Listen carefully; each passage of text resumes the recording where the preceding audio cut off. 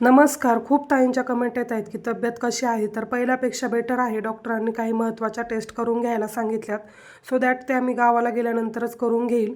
आपले व्हिडिओ येत नाही त्यामुळे काहीतरी चुकल्यासारखं वाटते आणि मी तुम्हाला प्रॉमिससुद्धा केलं होतं की दिवाळीमध्ये मी लाँग व्हिडिओ तुमच्यासाठी घेऊन येईल. पण ते काही तब्येतीमुळे पॉसिबल झालं नाही. लवकरच आपण मोठ्या व्हिडिओमध्ये भेटूयात. पण ते दिवाळीनंतर.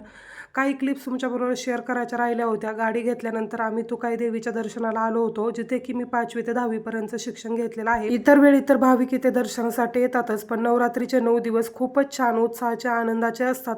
त्यामध्ये 7वी माळीच्या दिवशी इथे खूप मोठी यात्रा भरली जाते, पण दुर्दैवाने 3 वर्ष झाले मला काही यात्रेचा लाभ घ्यायला भेटलंच नाही.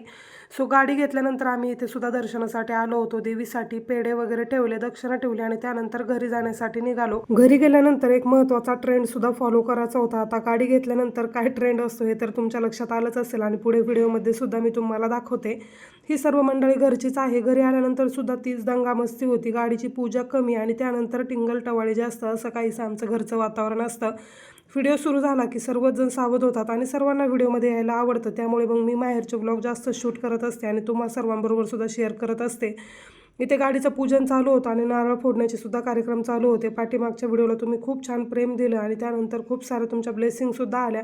त्यासाठी सर्वांचं खूप खूप धन्यवाद. आजच्या तरुण पिढीला तसं तर काही सांगावं लागत नाही. स्वइच्छेने समोर येऊन प्रत्येक गोष्ट करत असतात, पण वयोवृद्ध वयस्कर व्यक्तीने समोर येऊन काही गोष्टी करणं हे किती कौतुकास्पद वाटतं. बाबांनी सुद्धा ते छान नारळ फोडून घेतला, पाणी सेपरेट करून घेतलं आणि आता चला आपला इन्स्टाचा राहिलेला ट्रेंड फॉलो करून घेऊयात. आमच्या घरच्या लक्ष्मीचे पावलं गाडीवरती उमटवायचे होते, त्यामुळे दोन्ही जाऊबाईंनी मिळून हे काम केलं आणि गाडी समोर लिंबू ठेवून त्यासमोरून थोडीशी गाडी चालवत आणायचं हे सुद्धा राहिलं होतं. सो ते सुद्धा करून घेतलं. भेटूयात नेक्स्ट व्हिडिओमध्ये. तोपर्यंत बाय.